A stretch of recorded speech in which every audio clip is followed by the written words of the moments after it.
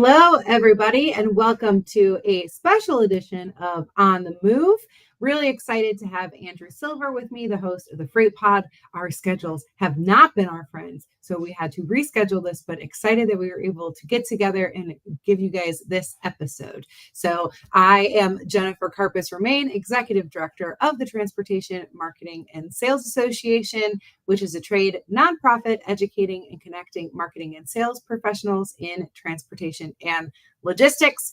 And welcome to On the Move. Welcome to the show, Andrew. How are you doing today? I'm doing well. This is a little weird for me. I don't often go on other people's podcasts. I'm usually the one who does the introduction and asks all the questions. So this is a little different than my usual cadence. Well, I'm excited for that. I started my career in journalism, so this is the side I'm comfortable on. It definitely, when I have to go on other people's shows, it's weird being asked. It took me a while to be like, why are people asking me questions? Why do they care what I have to say? So that takes a minute, but happy to have you and your insights because you have been in the industry for a long time. So can you give us kind of your rundown on your origin story and how you got in the industry? Yeah, sure. So I started in the industry at KeHe Logistics, a business that my parents had founded in 2006. I was 16 years old at the time, and started working as a carrier rep. I fell in love with it. Just the competitive nature of the business and how, you could really make your own path and make your own opportunity if you just were willing to put in the work. So, and I really loved working with owner operators. I had a lot of guys who I dealt with every day, and they became very close friends of mine. And I realized that it was my job to take care of them, and the better I took care of them, the more success I had and the more success they had. And I never left. So I stayed with that company for 10 years, did every role I could, and eventually kind of had the itch to want to build a business of my own. So I called up a buddy of mine, Matt Vogrich, and we started Molo Solutions, freight brokerage based in Chicago. And that was in July of 2017. We ran that business and loved every second of it. Well, I don't know about every second of it, but we loved a lot of it. And in 2021, we were actually out trying to raise money to keep building the business and look for a partner that could help us go from, I think we were doing about 600 million in revenue at the time, and we wanted to make it like a multi-billion-dollar brokerage. And we actually ended up meeting ArcBest, and they wanted to buy the whole thing, and so we went through that whole deal and stayed around for a year and a half, which wasn't really the plan. We were planning to stay on for a little longer, but sometimes that's not how the cookie crumbles. And so I left that business 2.5 years ago with a brutal non-compete, I should say. And that is what led me to podcasting, because podcasting isn't competing with transportation brokers. So I started my show, The Freight Pod, I guess about 2 years ago now. And that's what I've been doing ever since, and along with playing golf and pickleball. Well, amazing. That really sums up, your career. I love when people, especially ones who start in like a family business, really do like work through all the different pockets of the business, because I feel like it just speaks volumes to the knowledge and the breadth of information that people have. It's not just like, oh yeah, this is what we did, and so I sat on the top. It's like, no, I did the work. I figured it out. I worked all the pieces. And then now what else am I going to do with my life than talk about freight all day? Because that's what I know and what I love. And so, yes, now you're the host of the Freight Pod. So why it's weird for you to be on the interview side of this. And your podcast is known for really, taking those deep explorations of how logistics innovators forge their path, having this. So kind of similar. This is what I like to do. I love to interview people and hear their stories and what they did and how they got there. So when you decided to start your show a couple years ago, why was that the focus for you? Why are those the stories that you wanted to tell? That's a good question. So I think a couple things. One, it felt like something that I could relate well to and could add.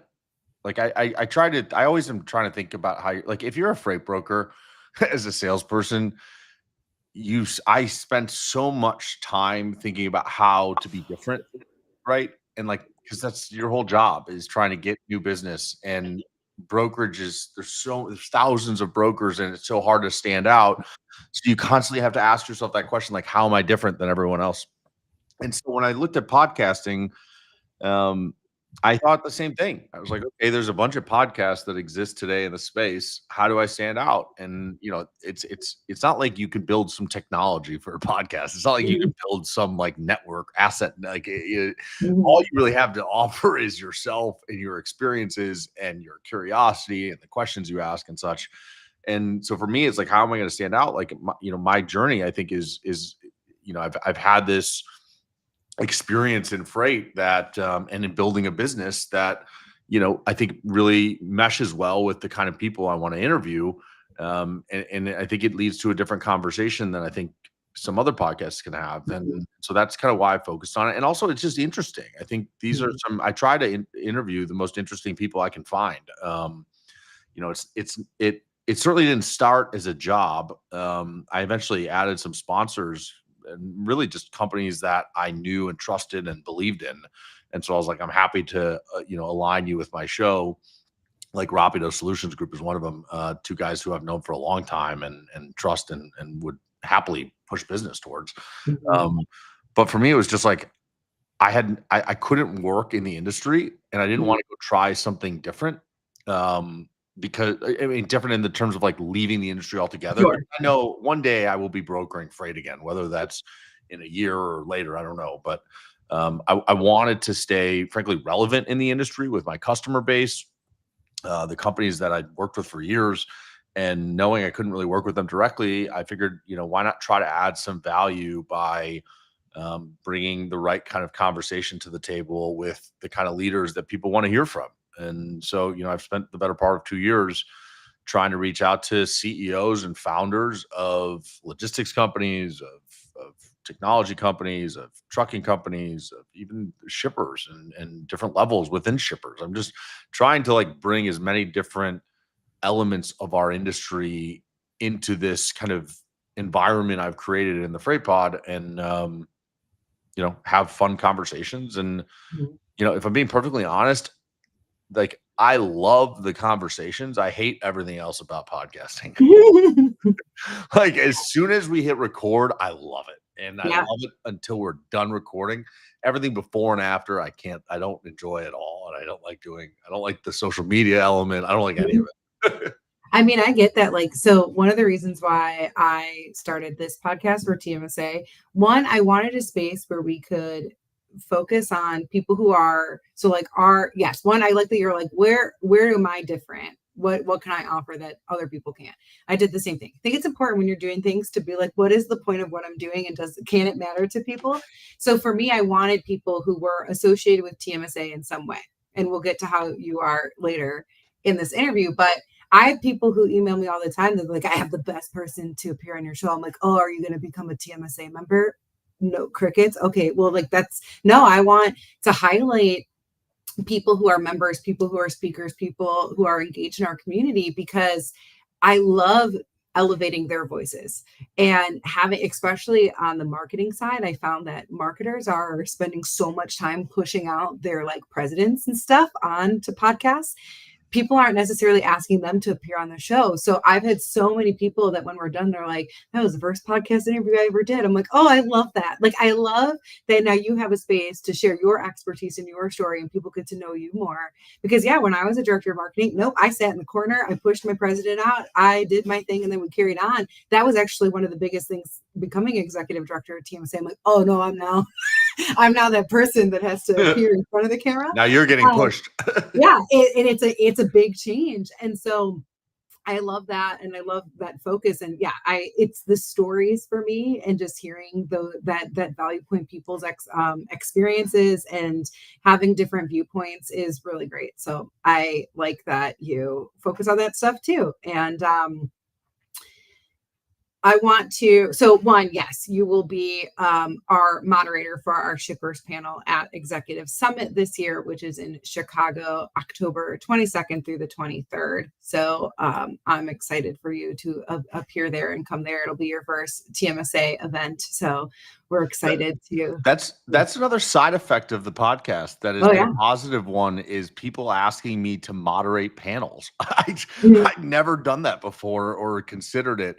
And in the last 2 years, this is, I think, my fourth or fifth opportunity to moderate a panel. And like, what a cool thing to do. Like, instead of having to be the guy who's like, I don't know, sharing my opinions, I get to drill into like people from, in this case, Google and Mitsubishi and KeHe, and like, especially shippers, man. Like, do you know how It's many going to be emails a I great used? Do you know how panel. many emails I used to have to send to just talk to a shipper? Now you're just Mhm. putting me on stage with 3 of them. Like, that's With awesome. like 3 and I've met these guys, they're awesome. I'm like, yes, I love this shippers panel. Yes, I will, being able to moderate it. So as an event planner, I don't think that everyone always thinks about how important that moderator seat is, because things can really go sideways if you don't have a strong moderator. I also, because of my role in doing stuff like this, get asked to moderate. I'm like, yes, because I can direct conversation and direct people to go, or like know when to be like, okay, this person's talking a little long, let's cut it off and move on. But not everyone can do that. So I think it is a skill set that you learn. And so, yeah, when you look at the podcast community, like that guy, he knows how to talk and listen. Great. I'm going to ask a question that if you haven't seen it, this is going to be super irrelevant. But have you ever seen the show Curb Your Enthusiasm? Yes. There's an episode where they are focused on like a dinner table party, and how they talk about how like it's whoever sits in the middle seat at the dinner table, you have to like be capable of sitting in the middle seat. And if you don't sit, if you're sitting in the middle and you're not capable of owning and driving the conversation, it can ruin the whole dinner party. It really can. You have to be able to And focus on both sides. And yeah, and so like now. what I bring that up because it's like the moderator, like my job is not to have the insight. But Mhm. if you or I as the moderator aren't capable of like managing all the people and navigating the conversation, driving the conversation effectively, it's going to be a bad panel. So like Mhm. the moderator is such an important role, despite the fact that like they don't have to actually provide any of the insight. But if they Mhm. don't do their job well effectively of driving the dinner party, it's going to be a bad party. Yep. So I don't know. I just think it's really interesting, and I've It started to is. enjoy doing it. And yeah, I like being the moderator too. And of course, you can add like scope or flair. And a lot of times that's like, so like I know I always talk to the people, like my panelists ahead of time. And you can tell when they have a really good point, but they have forgotten it to say it on stage. And so to me, that's part of my job as the moderator, to like cue them up to remember that great point that they had, to then be able to be like, yes, that's the thing. Cause you don't want them to leave the stage and be like, oh man, I forgot to say the best thing I had. Like that's, so that's to me part of the job as the moderator, is to like help get them through that.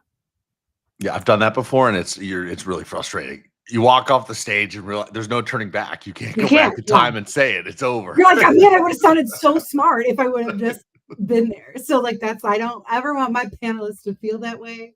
So I do that, and I'll think about ways to like set them up. So but part of the executive summit, so yes, powerhouse of a shippers panel, big highlight. I'm so excited for it. But it really is a leadership event for the industry. So we have the decision makers there, and I'm curious about kind of your perspective on, when we talk about building high performing teams in logistics, what do you think is one thing that leaders overlook when they're building those teams? What is something that leaders overlook when building teams? So, well, I think, well, one thing I feel like people focus on a lot is metrics. And Mm. metrics are important. Everyone will tell you that. KPIs, I get it. You have to set fair expectations. Like if you don't have KPIs for your team, then it's unreasonable to think that people are living up to or not living up to your expectations, because frankly, you haven't set expectations. Mm-hmm. I think the challenge though is when people are too focused on KPIs and that's all that matters. I think it sometimes is hard to see the forest through the trees. And what I mean by that is we're talking about human beings, and especially in freight, it's like a high it's a fast-paced, high energy, high stress, at times chaotic business. It's like a relentless business that never stops. And people get worn out and people get beat down from like the challenges they deal with every day. And so like I think there's an element of trust that can be lost if you are too heavily weighted into KPIs and not enough into kind of the human element and like empathy. And so like one of the things that I think we did really well at Mola was we had a lot of trust between our people and our leadership. And, people say trust and it's like, I think sometimes people are like, oh, foo, like, yeah, trust, you have to trust each other. Like, yeah, okay. But if you actually want people to be if you want people to perform at their best, they have to be bought in to what you're doing. They have to trust you as a leader. They have to trust their manager. They have to trust the organization has their best interests. And at the same time, the leadership has to trust the employees. And it's hard because take remote work, for example. It's something that, everyone wants to be able to work from home, or not, I shouldn't say everyone, but the majority of people want some element of freedom to work remotely here and there. But that's a privilege. And it's one that can easily be manipulated or lost because people take advantage of it. And so like, it's hard because 2 or 3 people who are supposed to be working from home on Friday on a summer day are actually sitting by the pool and not doing their job.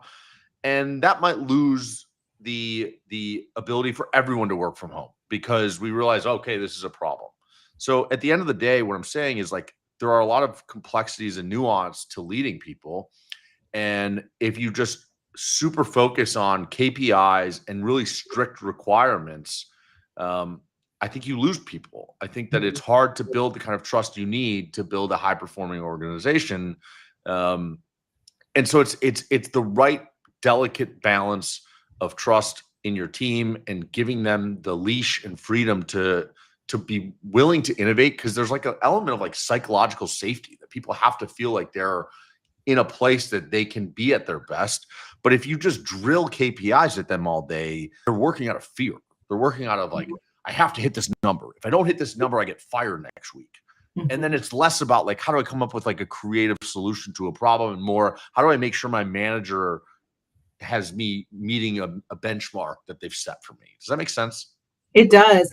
We actually, so this year's keynote for Executive Summit is Nicole Glenn from Candor, and she's going to be talking about building high performing teams kind of in this turbulent time. But the last time we were in Chicago for Executive Summit 2023, we actually had our keynote was this man named Corey Shear who talked about trust.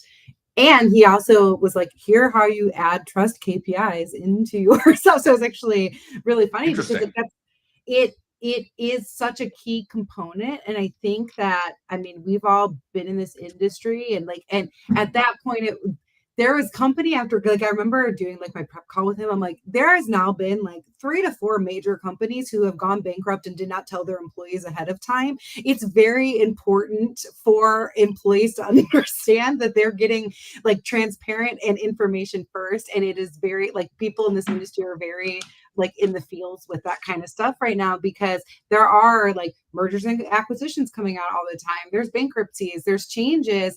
And if your employees don't know, and if they're finding out by the news that it doesn't feel good and they don't trust that. And I do think there has to be a trust between leadership and employee and vice versa. So it was kind of funny that you dove into that without knowing the scope. I was like, yeah, we really believe in that. We talk about that. Like we actually had a guy come and speak to that because it is really important. And I do think like acknowledging the kind of market that we're in is important, because you can set the KPI, but you also have to acknowledge that maybe we're in a different place than we thought we would be. And so if they're not hitting that why, and that's I'm speaking at Women in Trucking's Accelerate in November. That's kind of my topic, how to build your best team. And part of that is like, okay, what is our actual capacity? How are we best engaging our workers? Are they in their like best zone of like things they're passionate about, things they like and things they're good at? But also like, are we putting too much on one person? Because I feel like, I mean, I've been that human who works really hard and just keeps getting more added to my plate because they know I'll do it, but you don't want to burn out your rock stars either. And so how do you find that balance? And there has to be a trust that like, oh, you're giving them enough to be successful, but then not overloading them because they're picking up the slack of other people either. So I think it's all good. There's so much to consider when you're building a high performing team. I'm fascinated by the idea of trust KPIs. I need to look into trust KPIs. And I will find his presentation and send it to you. I Please actually, do. when I said that, I'm like, you're going to ask me what they are. And it was No. a discussion 2 years ago. I don't remember them off the top of my head. Send it to me, please. I will do my own. I just had never thought of trust KPIs specifically. And I really like the idea of kind of creating a bucket just for that. So. Yep. Shout out Corey Shear. He was a great speaker and really great, thoughtful, because it is so true how much trust matters. And I'm excited for Nicole Glenn to take the stage as our keynote this year to really talk about building those teams and like through turbulence and through change and how do we make them successful. So I think Executive Summit is shaping up to be a great show. As we talked about, you have the shippers panel. We kind of mentioned we have Google, Mitsubishi Power, and KeHe Distributors. So you are then that moderator in charge of steering that conversation with shippers spanning CPG, tech, energy. How do you plan, if you have a plan yet, to kind of bridge their unique supply chain challenges and priorities, but still give that information to our attendees? So I am a master procrastinator. So I can't sit here and honestly tell you I have a well-developed plan for the panel we're going to do in over a month. But I have thought a little bit about it. And you know, when you first sent me the list of these companies, my first instinctual thought was, oh my God, how am I going to put all these three together? Like there's nothing in common among these companies. But then I really thought about it. And at the end of the day, freight is freight. And while there are completely like significant intricacies among these three companies that make them very, very different, the underlying challenges they have are probably all very similar, whether it's visibility, supply chain resilience, sustainability, talent. Like these issues are common. Fraud. I mean, fraud is like, you know, it doesn't matter who you are. Everyone's dealing with it unless we have a session on that too at Executive Summit. Good. We're getting all the big topics. Yeah. So like, I think my job as the moderator is to kind of toe the line and highlight, you know, the differences among these companies and allow them to talk about the things that make them unique, because I think that's what an audience wants to understand. Or I think an audience absolutely wants to understand KeHe Distributors in that food business, like what's unique to their world. And then we go to Google and it's going to be completely different. And so like, we want to talk about the things that make them different, but at the same time, there are those kind of commonalities that I think all of them deal with. And, you know, risk is like an incredible one that like each of them probably have very kind of different answers with respect to like how they think about risk in their supply chain and how they navigate it. But at the same time, I bet there's commonalities among the answers in terms of kind of why they're thinking about it the way they are. Right. And so like you might be protecting different things, but at the end of the day, freight is freight and transportation is transportation. So I think there will be a lot more in common that we can see. And but at the same time, we want to also pull out some of the differences just because it's what makes these companies unique and interesting. Yeah, I definitely think one commonality I always see is that, and so when I went to journalism school, the biggest takeaway was always like, know who your audience is. And I just take that through everything, no matter what I'm doing. If I'm writing, when I'm talking to people, when I'm talking to my kid, trying to get him to read, you know who your audience is and what's going to entice them to do what you want. And I feel like I've seen a lot of logistics, sales, and marketing messages that are like, oh, we can do it all. We can do everything. They don't care about that. They want to know what you can do for them. And so I do think like hitting on all those points of how those individual companies, like what they need, but really like that's part of it. Like don't show up to a meeting and be like, oh, we can handle everything, but you're not talking about how you can actually service the CPG market and like how your differentiator there for them. I feel like that's the kind of stuff that I love hearing from our shippers talking about, is like, this is the stuff that matters to me. And like, don't do that all. Like, yes, they want a partner that could potentially scale with their business and what they need, but like, they don't care what you can do for other sectors. They just want to know what you can do for them and really honing in on that. So I think it'll be really interesting to hear probably that they've gotten that type of messaging, but then what about those different sectors should we be focusing on? Yes, I would piggyback off of that statement just to say that anytime I've spoken at a conference or, now moderate a panel, and I haven't asked you this yet, but I will, or I'm going to do it now, I guess, but Sure. is to see the attendee list in advance. And Mhm. I almost spend as much time or more looking at the attendee list as I do the panelists. And the reason for that is, like you said, it's understanding the audience and what they're interested in. Because, like, I could talk to these three folks about the things that are most interesting to me, but if the audience has no interest, I will be looking out to a group of 50, 100, 500 people staring at their freaking phones. Mhm. And it is not fun to be on stage talking while you look out at either an empty audience or one that is just completely disengaged. So I wholeheartedly agree with the idea of knowing your audience and catering to the audience and giving them what they're looking for. Otherwise, you won't have an audience. Mhm. Well, I will add that to my things to send to you after this. Thank you. Anyone that's listening to this, if you want to check out this awesome shipper panel and all the other things that we're talking about, it is October 22nd through the 23rd. You can register for our executive summit at events.tmsatoday.org. And we are offering On the Move listeners a 10% discount that you can use the discount code MOVE to Summit 10. Okay, enough of my promotional stuff about executive summit, but I am really excited about it. But you have been in this industry for a really long time, and so you have seen the, like you said at the beginning, like I used to have to beg to talk to shippers, and now you're just putting me on stage with three of them. So I'm curious how you see relationships between shippers and carriers kind of evolving over the next few years, and what you've seen over the past few years. Ooh. Just a simple, easy question. Softball. You.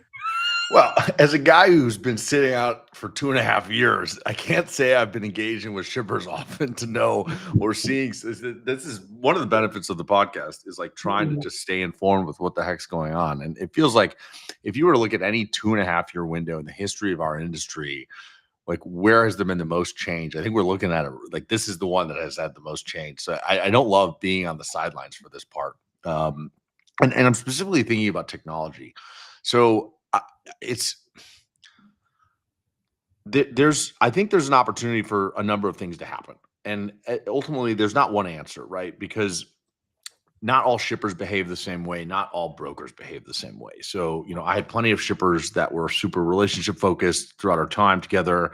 And I had plenty who were just, all they cared about was the math and the numbers and how they could get the cheapest cost of transportation. And then I had, most of them were somewhere in the middle. What we're seeing the most change in is technology. And what I mean by that is, there's plenty of stuff about AI and automation. But connectivity and frankly, like I think of a company like what's it called? Good Ship. I don't know if you're familiar with this company, but their role is a technology platform that sits on top of a TMS. And in doing so, it becomes a bridge for communication between brokers, carriers, and the shipper itself. And what you now have is a way for shippers and brokers to talk, and carriers to talk to each other within the TMS in a way that they never have before. Mm. So what does that allow for? It just allows for a heightened and enhanced relationship where, like, there's just such a history of, do you know how many QBRs I've sat in where, that's our formal engagement with a shipper. And once a quarter, we go and meet with them. They put some numbers in front of us and say, hey, this is how you're doing. And I'm like, wait, no, I don't think I'm doing that well. These are my numbers for how I'm doing. And there's a little bit of disagreement there. And then we waste, I don't know, half of a meeting talking about it. And it's just not the most efficient way to have a relationship versus a technology now is available where at any point in time, we can be or communicating with one another and getting aligned on our metrics and our numbers so that when we do go meet in person, we're not wasting time and we're already like 10 steps ahead of where we would be. This is just one example. And I'm sure there are plenty of other companies out there doing similar things or different things, but also enhancing the opportunity for relationships to develop and get better. So the answer is, I think that shippers and brokers and carriers, like, there is the opportunity for them to do more better together, leveraging technology in a way they haven't in the past.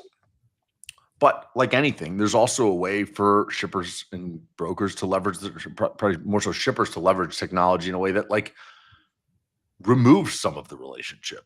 I mean, that's some of what is happening with technology, and you could argue it the other way. But when you look at some of these systems that are coming out, whether it's the AI voice companies like Happy Robot or Fleetworks or CloneOps,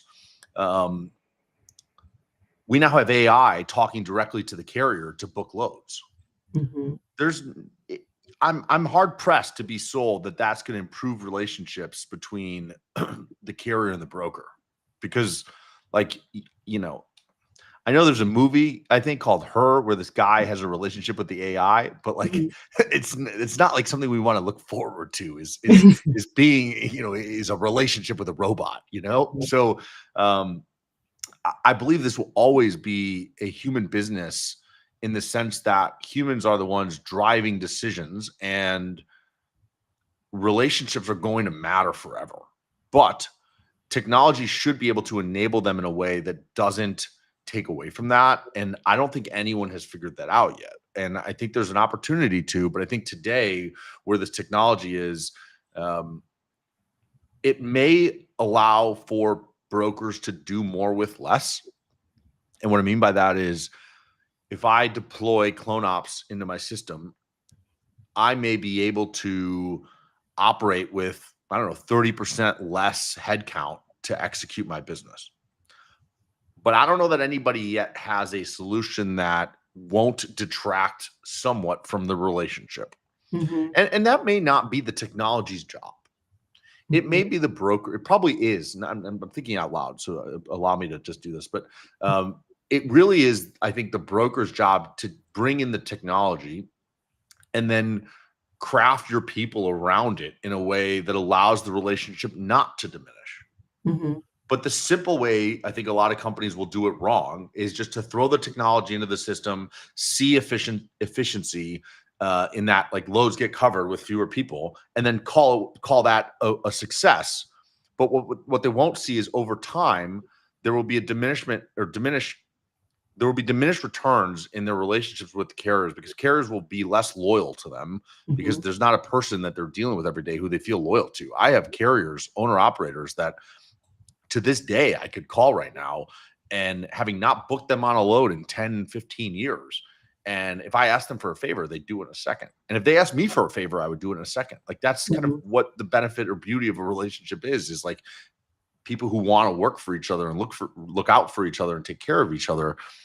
I don't see how you get that with technology. But yeah, long-winded answer. Hopefully some of it made sense. Well, it did, and it was great, because my next question was talking about, like, trends in technology. So you just answered both questions in one. 2-for-1 special. 2-for-1. And I'm like, wow, me and Andrew stand on very similar soapboxes when we get passionate about stuff, because this is something I talk about all the time.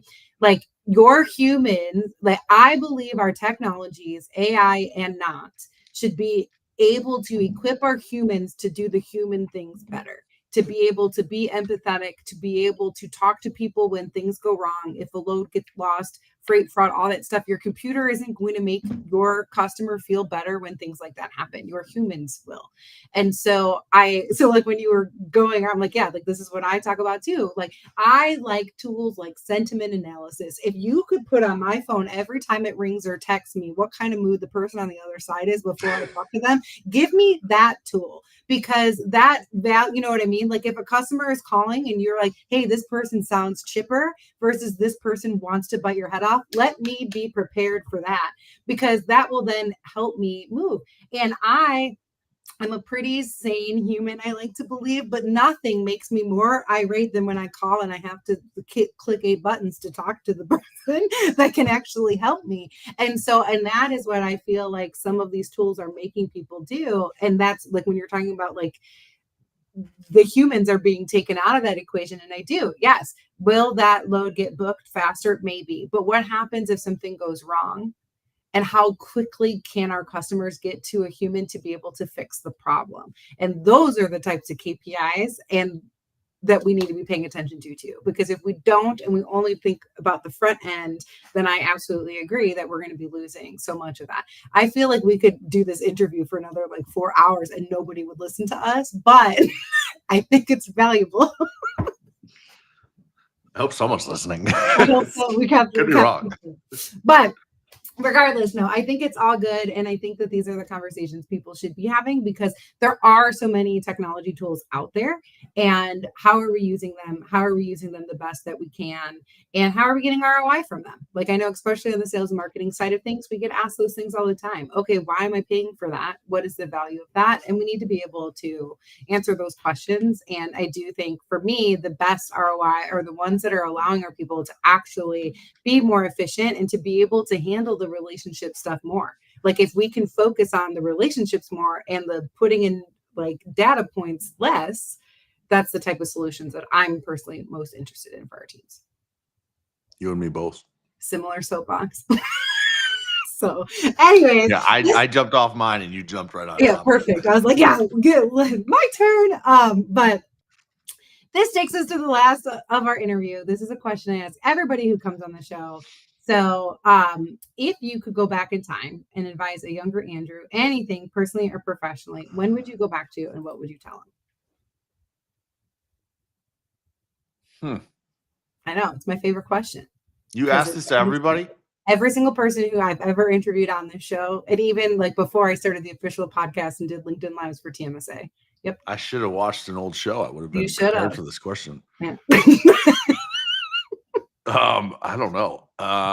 So what would I say to myself and when? If you could go back in time and advise a younger version of yourself, and it could be a personal thing or a professional thing, what would you go back to? I mean, I'm such an idiot throughout my life that there's so many things I wish I had learned a long time ago.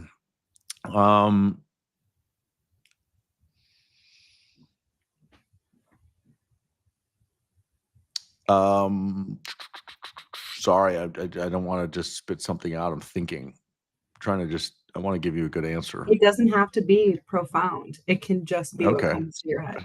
Okay. Yeah. I mean, I think learning to manage my emotions better younger would have served me a lot better.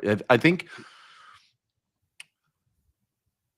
what I've learned in life, is that the difference between someone who effectively can manage their emotions and someone who can't is massive. Mm-hmm. And it shows up everywhere in your life. Mm-hmm. Not to get political at all, and this is not my point in bringing this up, but we're seeing there was the death of Charlie Kirk last week, and there's a lot of emotion around that, mm-hmm. regardless of what side you're on, and right. There are a lot of people speaking out now and saying things, and they're not always necessarily the nicest things, but it's a very emotional thing. And there are a lot of people who are like losing their jobs now. And whether you agree or disagree that they should, the reality is it's happening. Mm-hmm. And what I'm noticing now is a week later, people are still saying things and still losing their jobs. And so my point is, like, I understand the first day of it happening, people said some things that they would later regret, and then they lost their job, and that's unfortunate. But a week later, people are still saying things, and then they're like surprised that they're losing their job. And it's like, okay, well, we just watched a bunch of other people lose their job for saying these things. Mm-hmm. You're reacting so emotionally, and it's costing you your job. And my point in all of this is that, like, as a society, I don't think the majority of people are very effective at managing their emotions. And it's why we see these kind of explosive outbursts from people all the time. And then there are ramifications and consequences of those explosive outbursts. And that's a critical thing. And to get away from that part of it and to go just to like working in transportation, which is a highly stressful business. I remember there were various points in my leadership journey where I am deeply,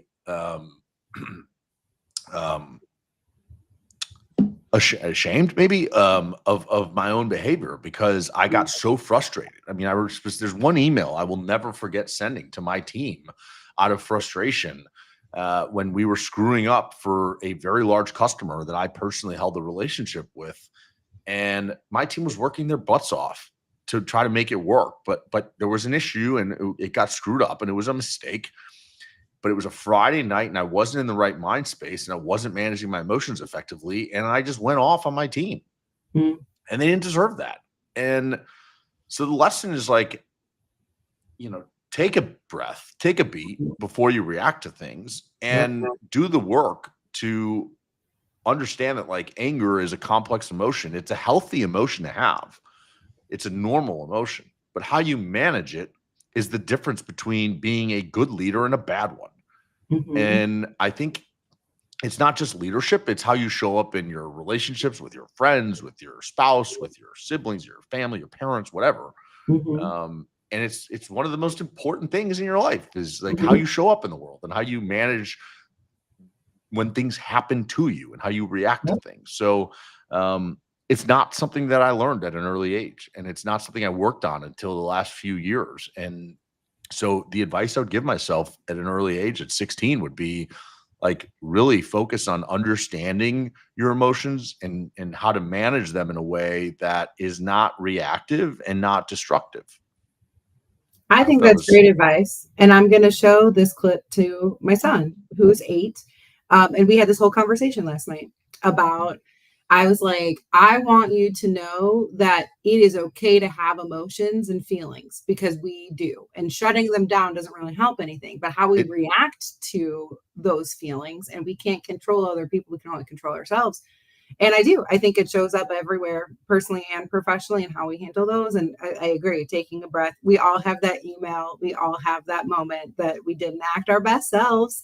And so being able to navigate through that, I think is great. So I like that advice. And my son gets bored pretty easily on things that I show him. He thinks it's very cool that I'm on YouTube, but I'm not like what he watches on YouTube. Yeah. So you're not Minecraft. No. Oh my God, no. No, I'm not. But he does. He tells people that his mom is on YouTube. And then they get excited. Then he's like, but she does this. And then my niece will be like, Aunt Jen, your office was very messy behind you. Can you please clean it before you go on camera again? I'm like, just looking out for you. Can you like just listen to what I'm saying, not how my office looks? But well, anyways, it was a pleasure to have you on the show. I'm very excited for you to come to Executive Summit. Again, you can register for Executive Summit, events.tmsatoday.org, and listeners of the show can use the code MOVE to Summit 10. Excited to have you, and just our lineup touches on all of the stuff we really talked about today, from the shippers panel to leading through turbulent times, a case study on freight fraud, all of the stuff in between. So excited to see you next month, and thank you for coming on the show today. Thank you. It's great being here, and I'm looking forward to the summit. Perfect. Have a good one. You too.